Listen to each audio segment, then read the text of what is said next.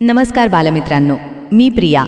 आज आपण एका अशा विषयावर बोलणार आहोत जो आपल्या सर्वांच्या आयुष्याशी जोडलेला आहे. कथेचं नाव आहे स्वार्थी जग.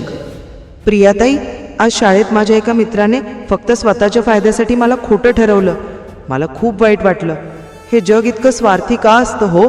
लोक फक्त स्वतःचाच विचार का करतात? उमेश, तुझं म्हणणं अगदी बरोबर आहे. आज मी तुला सुधीर नावाच्या एका मुलाची आणि त्याच्या आजोबांची गोष्ट सांगते. त्यातून तुला तुझ्या प्रश्नाचं उत्तर मिळेल. ऐक तर मग. सुधीर आपल्या आजोबांसोबत बागेत बसला होता. तो खूप अस्वस्थ होता, कारण त्याच्या एका जवळच्या मित्राने त्याचा विश्वासघात केला होता. सुधीर रडत रडत आजोबांना म्हणाला, आजोबा, ज्याला मी आपला मानलं त्यानेच माझा विश्वासघात केला. हे जग खूप स्वार्थी आहे. आजोबांनी त्याला बागेतल्या गुलाबाच्या फुलांकडे नेलं आणि विचारलं, बाळा, लोक इथे येतात, फुलांचा सुगंध घेतात आणि त्यांना तोडून नेतात.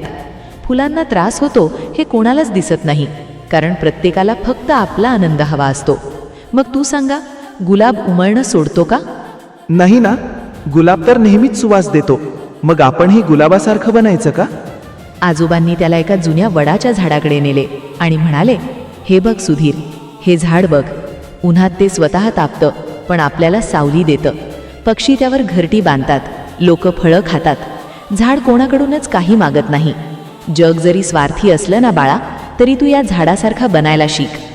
आजोबा पुढे म्हणाले, लक्षात ठेव सुधीर, स्वार्थ माणसाला फक्त एकटं करतो, पण निस्वार्थ सेवा माणसाला थोर बनवते. समुद्राचं पाणी खारट असलं तरी ढग तिथूनच पाणी घेतात आणि गोड पाऊस पाडतात. जग कसं आहे यापेक्षा तू स्वतः कसा आहेस हे जास्त महत्त्वाचं आहे. किती छान. म्हणजे जगाने कितीही स्वार्थ दाखवला तरी आपण आपलं चांगुलपण सोडू नये. स्वार्थी जगात निस्वार्थ राहणं हीच खरी माणुसकी आहे. बरोबर ना प्रियाताई? अगदी बरोबर उमेश. बालमित्रांनो, तुम्हाला ही गोष्ट कशी वाटली? पुन्हा भेटूया श्री सुदाम साळुंखे सर आणि सनी म्युझिक स्टुडिओ यांच्या नवीन कथेसह. धन्यवाद.